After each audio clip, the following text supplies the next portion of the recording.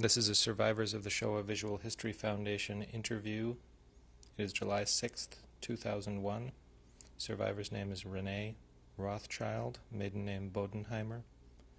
Interview is Fran Victor. We're in Bloomfield Hills, Michigan, USA. Language spoken is English. Survivor mic channel 1, interviewer mic channel 2. Hello, I am Fran Victor. I am here with Renee Rothschild. It's July 6th, 2001, and we're in Bloomfield Hills, Michigan, USA. Okay, firstly, if you can tell me your name and spell it, please. My name is Renee Ruth Rothschild. I was born as Ruth Hildegard Bodenheimer.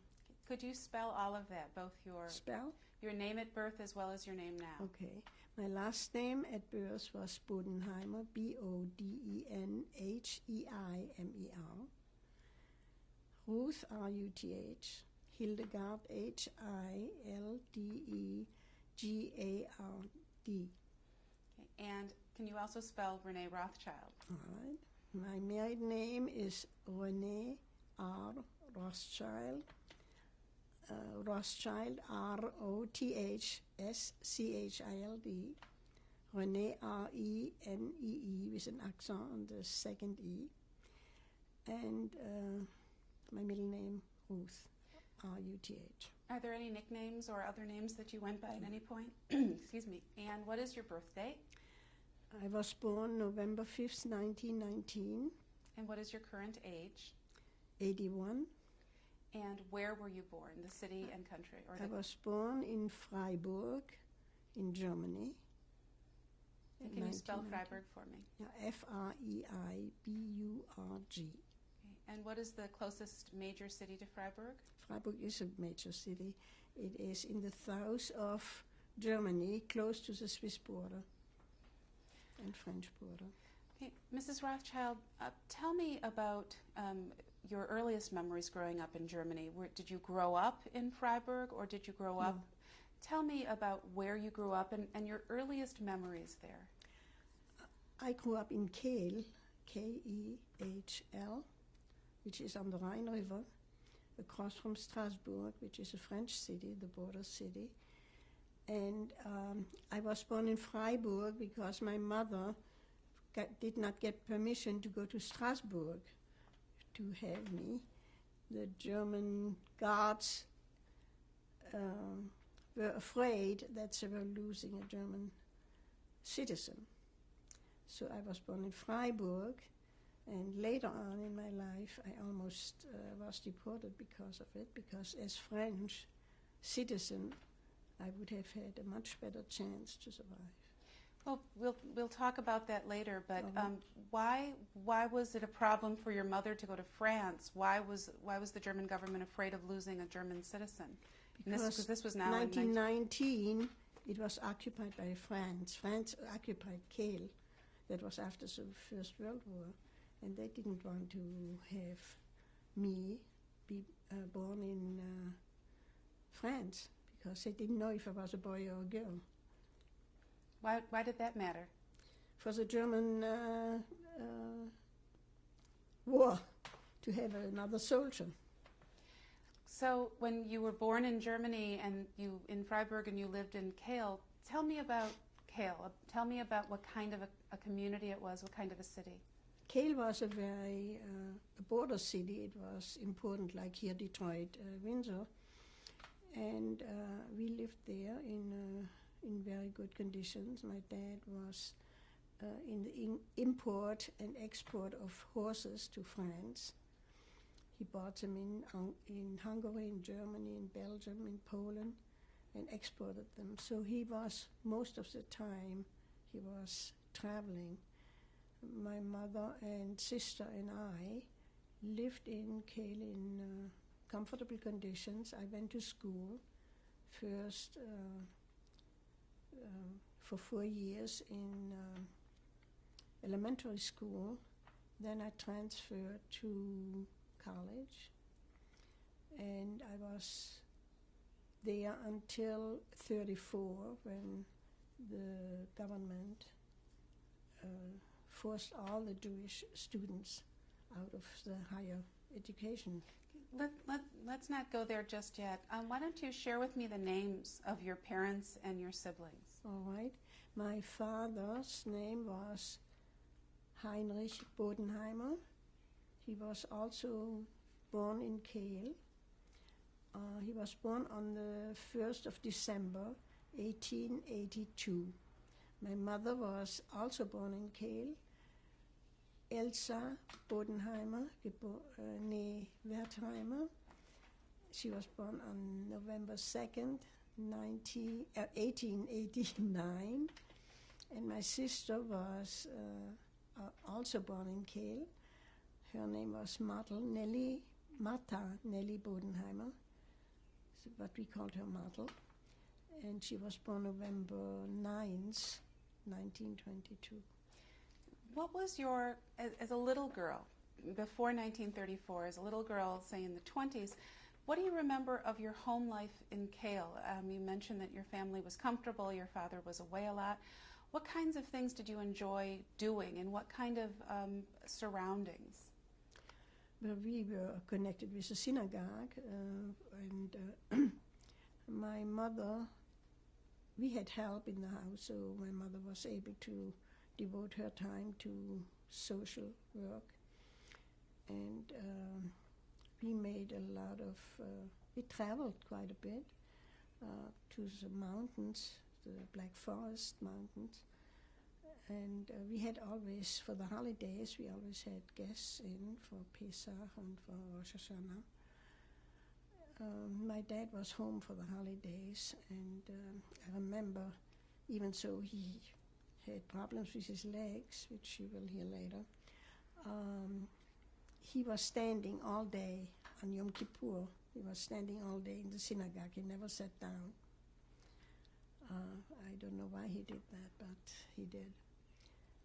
I have good memories from our family life, that we were a very close-knit family. My dad was rather strict because he didn't want us to be out evenings because he was traveling. He was not at home during the week.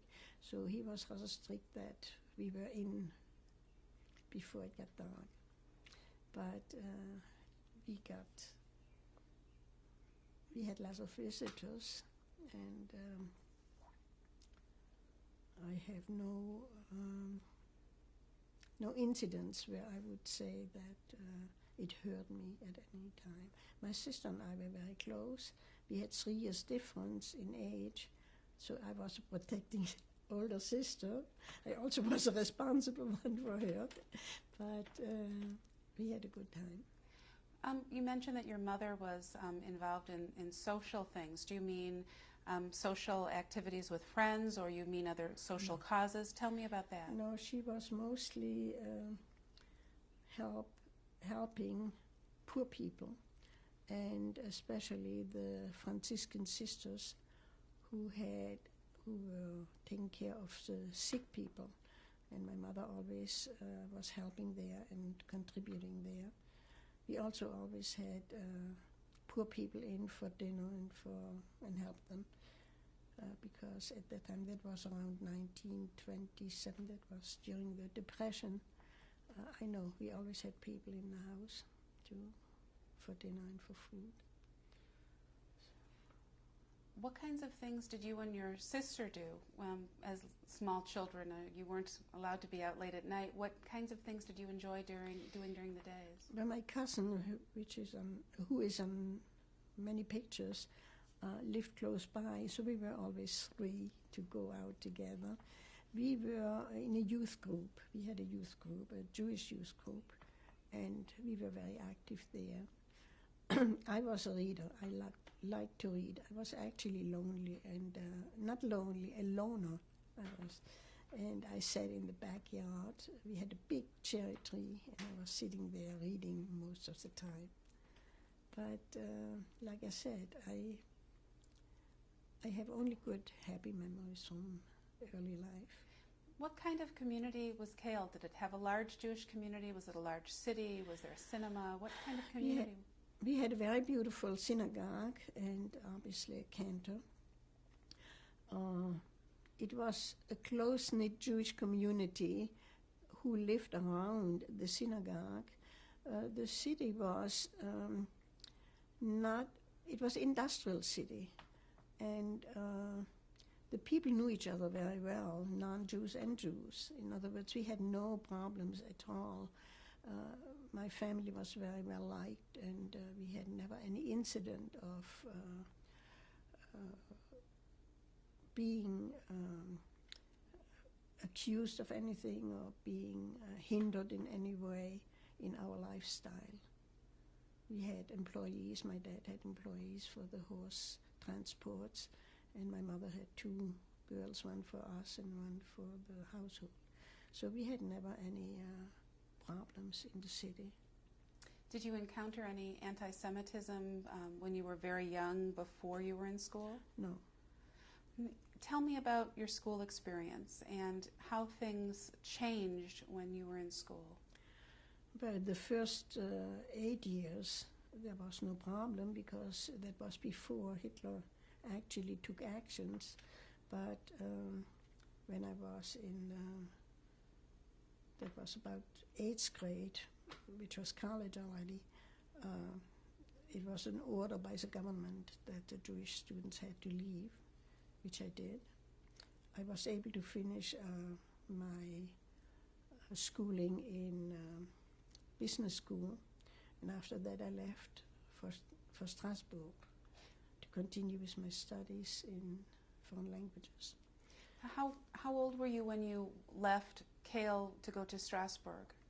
I was 16, and at that time it was like between Detroit and Windsor. It was a border city, so I commuted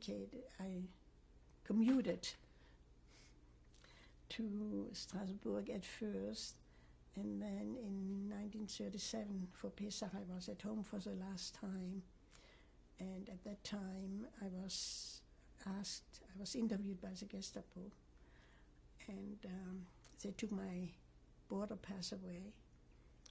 It was the last time I was at home. What were the circumstances that made the Gestapo stop you? And tell me about that interview. I only remember that they locked all the doors. There were no openings. You couldn't get out of the place. And I don't know the details of the interview. I only was scared, obviously. And she asked me about my personal life and my education and what I was doing in Strasbourg and my family. And then they let me go. But fortunately, I had a passport, and I left Kale for the last time. And I remember my mother there was a big bridge like between here and Detroit and Windsor, and my mother was standing there waving goodbye to me. It was the last memory of my early home life. Do you remember under what circumstances the Gestapo picked you up? Why? How did they pick you up? What were you doing when they picked you up? Why did they pick you up? Well, I was already in Strasbourg, and I went back and forth on weekends. They knew that because one of the policemen lived next to us, and I was good friends with his children. So they knew that I was in Strasbourg, and they were afraid that I could in any way harm Germany. I was not a spy, and I didn't release any secrets, which I didn't have. But they felt the fact that I was commuting to another country was a reason for me to be interviewed. Okay, when you were 16 and you were going back and forth, that's an awful lot of independence for a 16-year-old. What was it like to be a young woman commuting back and forth for her education at that time in Europe? I had no problem. I was always very independent, even when I was a little girl. And when I was 2 years old, I went from our home, where I lived, across the city, on foot, alone, to the place of my grandparents' house, where my dad had the horse stables. And my mother was cleaning for Pesach. We had a big light, how do you call those? Lamps, like you have some in hotels, those big things. They were cleaning it, and my mother didn't notice that I was leaving. I was gone. So when they found me, she asked me what I was doing. I said I just wanted to go to see the horses. That's all. There was nothing wrong, and I had no problem being on my own at 16 or 16 and a half, I think it was. Okay, well, now when you said goodbye to your mother and across that bridge when going from Kael to Strasbourg, what happened after that? You said goodbye to the family. What happened? Well, my dad was already in France because he was denounced by one of the Nazis. He had made a remark that the newspaper, the Stürmer, was a bad newspaper, and somebody heard it and denounced him. So he was interned for a week in prison, and when he got out, one of his good friends said, "It's better if you leave, it's time to go." And my dad left. How did you know that he was interned? How did you know that he was in prison? Well, the prison was right next door to our house. I saw him. Yeah, we knew he was interned. So once he was released and suggested to leave, where did he go? To Strasbourg. We had relatives in Strasbourg, and he lived there for about 2 years, until the beginning of the war in 1939. And he went to Paris. So for that period of time, your parents were separated, your mother in Kael, your father in Strasbourg. Where was your sister during this time? My sister was also in Kael. She was younger than I. She was still in school. Now, and she lived with my mother. So we're still in 1937, correct? Well, I was in Strasbourg 1938 until the beginning of the war, September 1939, and then Strasbourg was evacuated by force because the Germans were at the border. Between 1937 and 1939, how free were you and your father to go back and forth over the border? Talk about that. We couldn't get back and forth because we would have been arrested. My dad was not able to see my mother between 1937 and the time when my mother arrived in Gurs, which was three and a half years later. I was in Strasbourg and I worked in a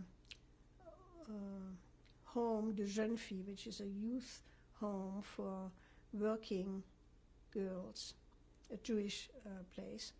And I worked there, and I couldn't work as a secretary, which I had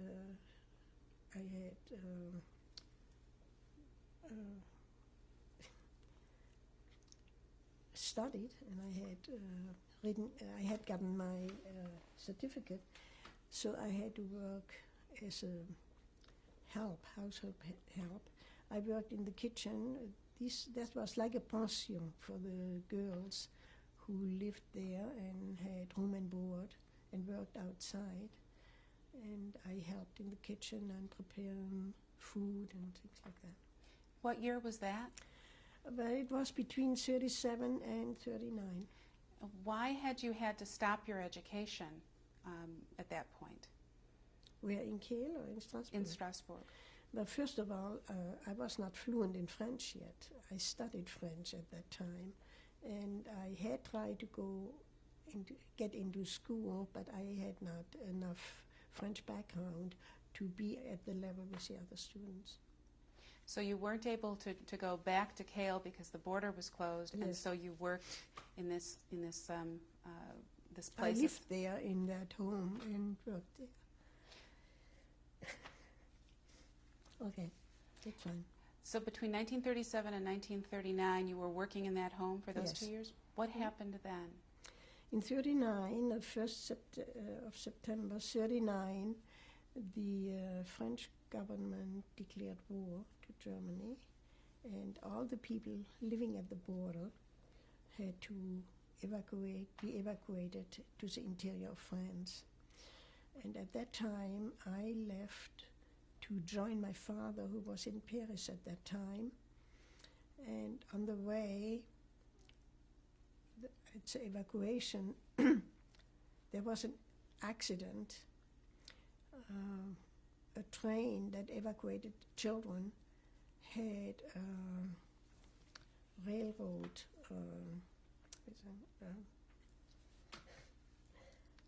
A train from the other side came and they hit each other, and those 600 children had to be evacuated, and the trains didn't continue. So I was stuck there too, and because of the people leaving the zone, the area, all the hotels were already occupied, and I had to stay overnight somewhere. I was already 24 hours on the way, and I was very tired. I finally remembered I had the address of a friend who lived in Saumur, which is in the interior. Could you spell that for me? Saumur, S-A-U-M-U-R. And I got through, and they said I should try to get a taxi and come, which is about 6 miles. So I got there and stayed overnight. Next morning, I had the intention to continue to go to Niort, N-I-O-R-T, which is in the Bretagne, to rejoin my grandmother, my father's stepmother, and the family in Saumur, which actually was an agricultural estate named Saint-Radegonde, asked me to stay because they had lost all the helping hand, the employees, and the men were also interned. So they asked me to stay, and I stayed and helped and worked and learned how to milk cows. So that was quite an experience. And I also met my husband, my fiancé at that time. Before we talk more about Saint-Radegonde, tell me what the environment was like when you needed to be evacuated from the border towns into central France or further into France. What was the environment like? What were you told was happening? Actually, it was a big, disorganized situation, because they brought the soldiers, the French troops, to the border to defend the Maginot Line. I don't know if you heard of it. And in the other direction were also people who wanted to leave and were evacuated. So the trains didn't run regularly. They had a lot of delays, and like I say, I was stuck 24 hours on the way.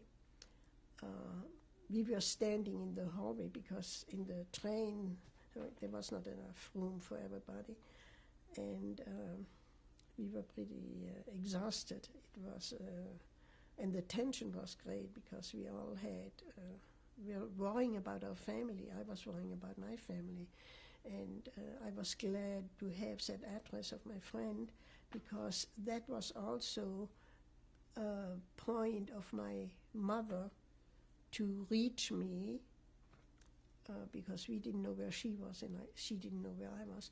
And as a matter of fact, I did have a letter when I arrived there. It was a letter from my mother.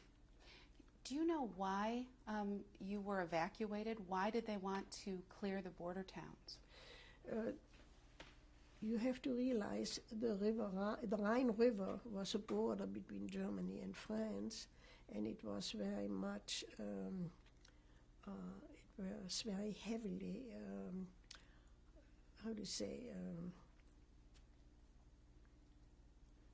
it was on both sides. There were lots of arms and lots of soldiers, and it was dangerous, and they wanted the border cities evacuated in order to have the troops there, stationed there. Okay, Now let's pick up in St. Radegund. So you tell me more about what this estate was like.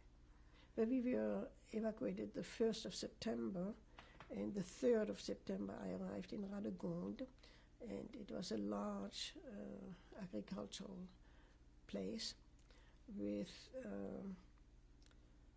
the family living there, which was also a large family, and the people who worked there.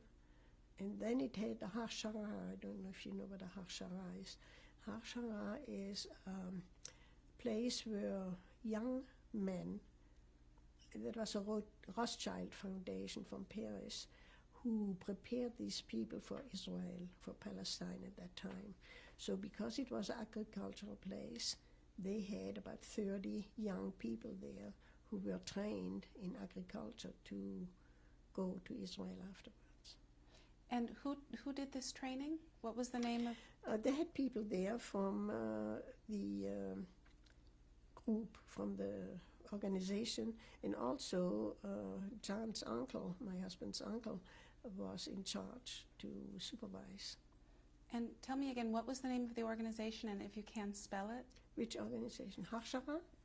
Harshara is a Hebrew name for all general trainings where the young people who want to emigrate to Israel were trained.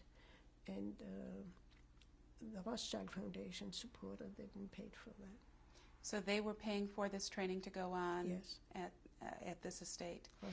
And they were being trained in agriculture? Yes. Tell me about the family who you were living with, and if you can, about a special person who you met. Yeah. When I arrived, there were about 40 people in the backyard. It was a big yard. And they just were getting orders from what to do for the day. And I was a little bewildered. I didn't expect so many people. But the Rothschild family, which was my husband's family, and the brothers and sisters who also were living there, I mean the brothers and sisters of my mother-in-law, who had been they emigrated from Germany. They came from Germany. They lived all there, and you will hear from my husband later that more details. I fit in right away. I helped right away because I don't want to sit around. So I remember the first evening we were preparing beans, shelling beans. And then the next morning, the people got up early to milk cows, so I went out there too and tried. It was very difficult. It's much more difficult than you think to milk a cow, especially a cow who doesn't give milk. So I learned and I tried. And at that time, I had met John, and he was still in school at that time in Saumur. And I was helping I helped in the house and also in the stables. In the morning he came and said goodbye and he let us do the work at home. End of tape 1.